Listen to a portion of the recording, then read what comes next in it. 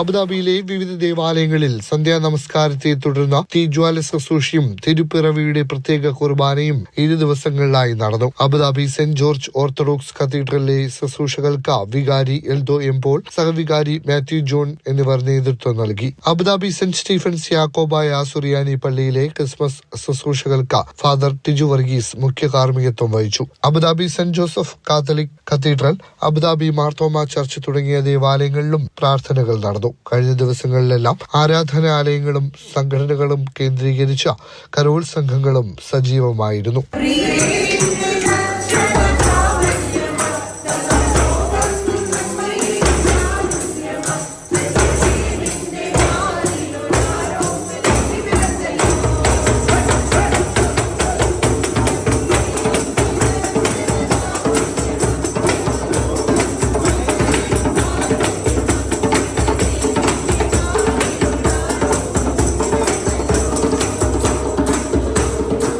Christmas നവവത്സര ആഘോഷങ്ങൾക്ക് ആവേശം പകർന്ന അബുദാബിയിലെ പ്രമുഖ ഷോപ്പിംഗ് കേന്ദ്രമായ മുഷരിഫ് മാളിലൊരുക്കിയ വിന്റർ വില്ലേജിന്റെ കൗതുകം സന്ദർശകർക്ക് ഇത്തവണ വേറിട്ട അനുഭവമാണ് സമ്മാനിച്ചത്. നല്ലൊരു എക്സ്പീരിയൻസ് ആണ്. ഞാൻ രണ്ടാമത്തെ പ്രാവശ്യം ഈ ആഴ്ചയിൽ വരുന്നത്. കാണാനും നല്ല രസമുണ്ട്. എല്ലാവരും എൻജോയ് ചെയ്യാറുണ്ട്. ഞങ്ങൾ പിള്ളേരെല്ലാവരും കൂടിയിട്ട് ഇപ്പോൾ രണ്ടാമത്തെ പ്രാവശ്യമാണ് ഞാൻ ഇപ്പോൾ വരുന്നത്. ഇത് കാണാനായിട്ട് തന്നെ വരുന്നത്.